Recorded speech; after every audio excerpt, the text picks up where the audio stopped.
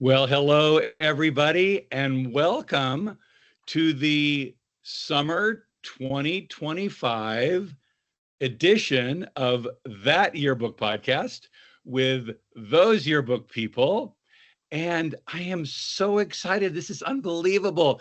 We got the official announcement on the Walsworth blog yesterday about Sabrina Schmitz and her new position at Walsworth Yearbooks as a, you ready for this? Journalism education strategist. Yay! Woo, yay! I'm so excited, so thankful, so excited. Journalism education strategist. You gotta just log that in your head a little bit, you know. But yes, I can't wait. I'm so pumped. And we have so many ideas. Like we've already been talking a ton. Jim and I have talked all summer. Like we've got tons of ideas and things that we want to put out there for you guys. And we'd love to hear from y'all too. Like, is there something you want to see? Is there something that would be helpful in your classroom, right? As you guys are making your book. So we're excited. I'm excited. It's gonna be great. We've been working on this for a long time, yes. And it's great that it's finally out there. And you got to read the article, everybody, but I picked out a few little tidbits from it. She's the go-to expert, yes. And she is, are you ready for this? She is a journalism champion. And we laugh about that a little bit, but what that really says is Walsworth Yearbook's commitment to the journalism side of yearbook.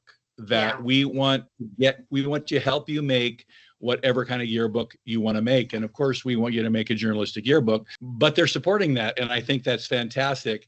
And another thing I want to emphasize that came out of the article is, and I know this is Sabrina's heart, 100%, we want to continue to build on the strong foundation set by our dear buddy, our longtime friend, Mike Taylor. So we'll never forget who Mike is and was, and we want to think like Mike all the time.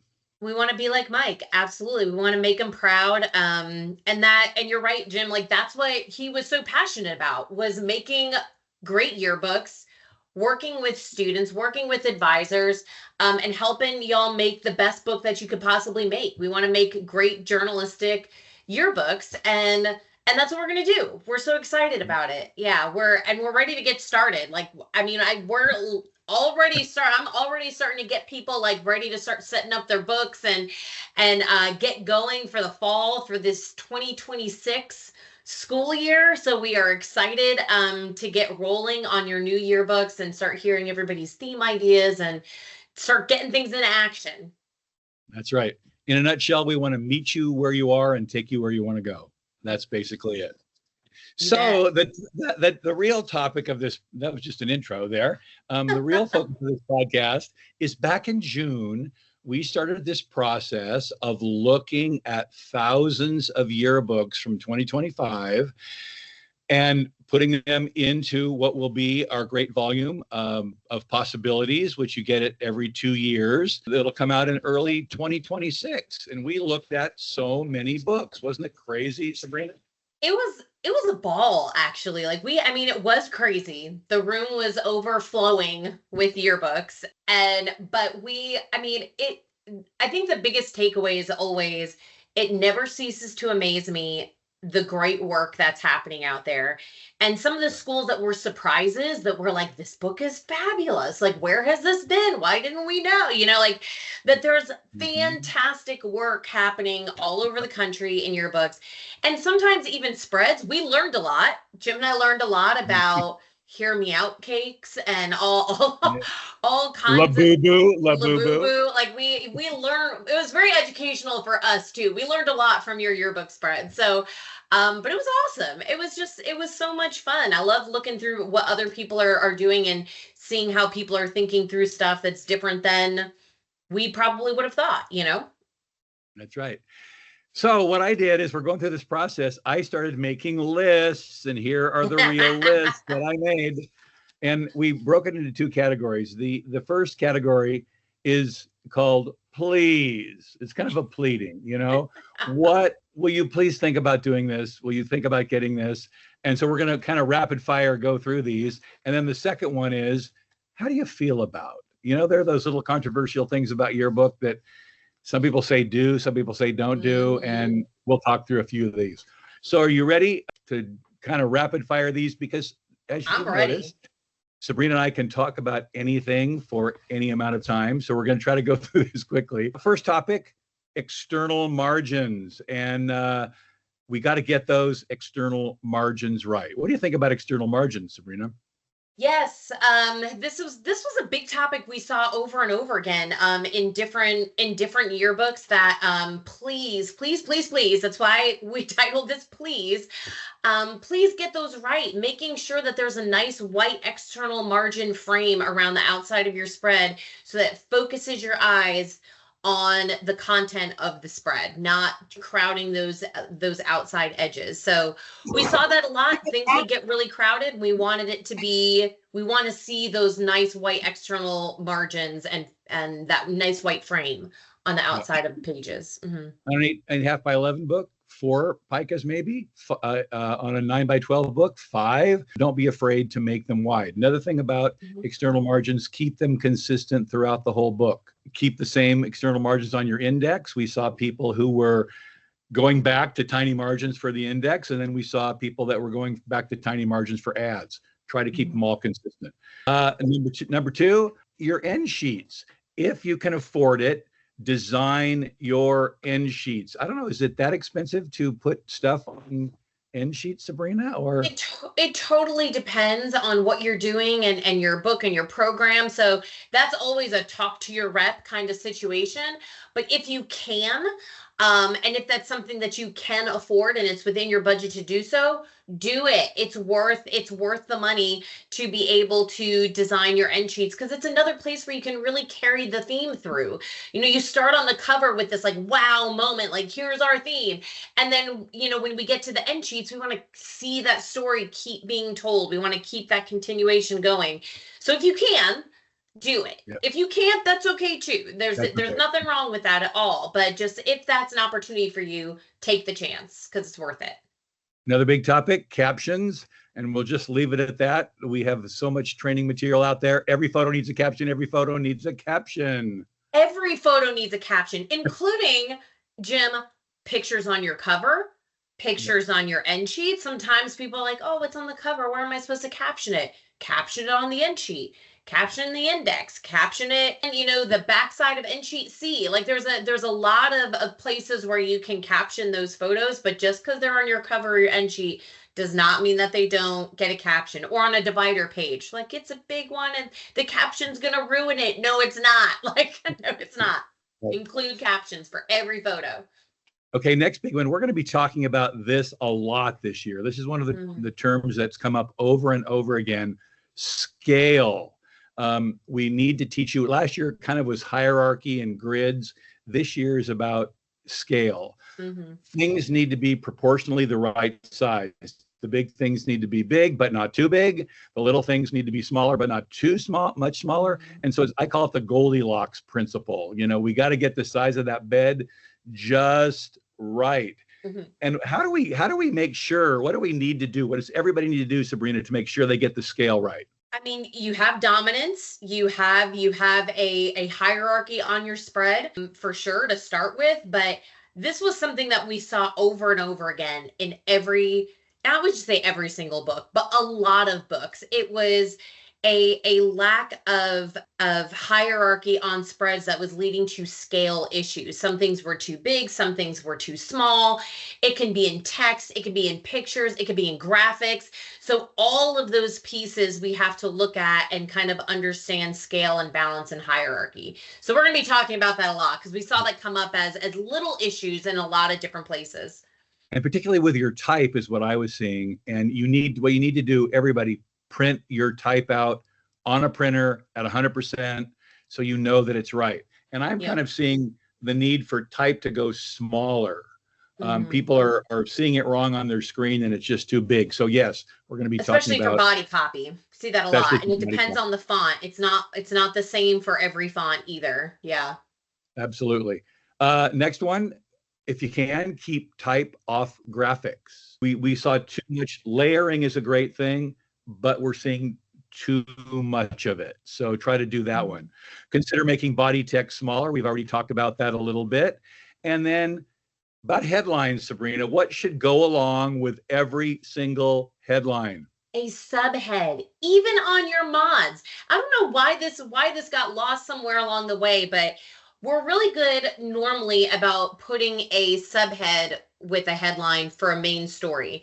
But when it comes to other things, like if there's not a main story there, if it's maybe just a headline with a photo package, or if it's a mod, we'll put a headline with that mod, but we don't give it a subhead. Every headline should have a subhead. They can be short. We don't want to start every single subhead with the word students, but we definitely want to have a subhead to go with every headline. Yeah. Next, this goes without saying, design on a grid. If you don't know what a grid is, we have tons of videos. We've done tons of things. It was our thing of the year last year. So design on a grid.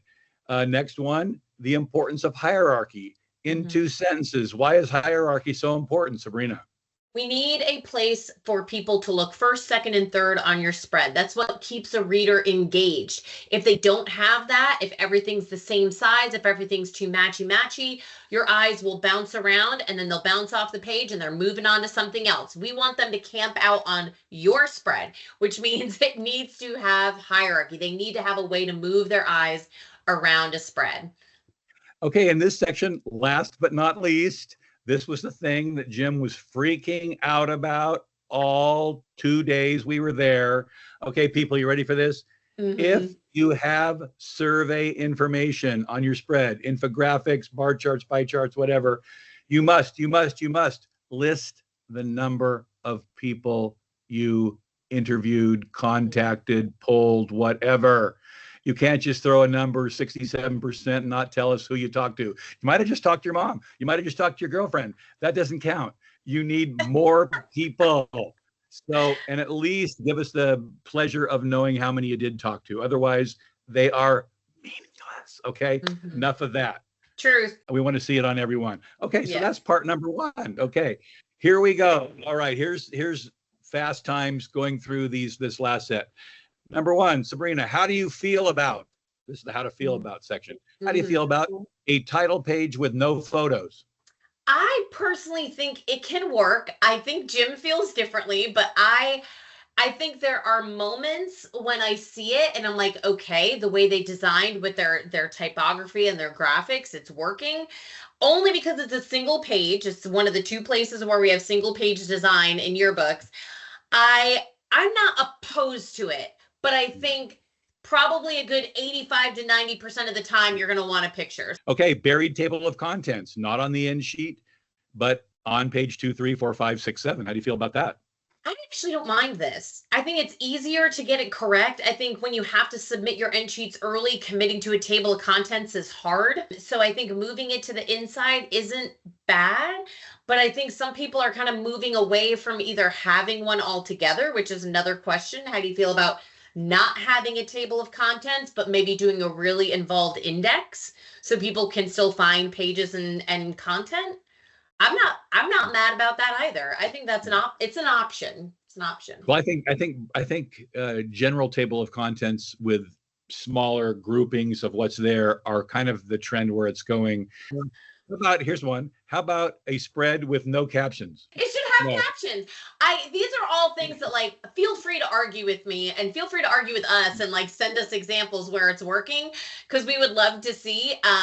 But right now I'm having trouble imagining a spread that has 0 captions on it and it's still getting the story across. We need something there. Can we put body copy on photos? I don't know. Like, I mean, I think there's time where it works, but it has to be visible. It can't be crowding the subject of the photo. Like, you have to have the negative space in the photo to be able to place the copy on the photo and still make it work. So they're not competing with each other.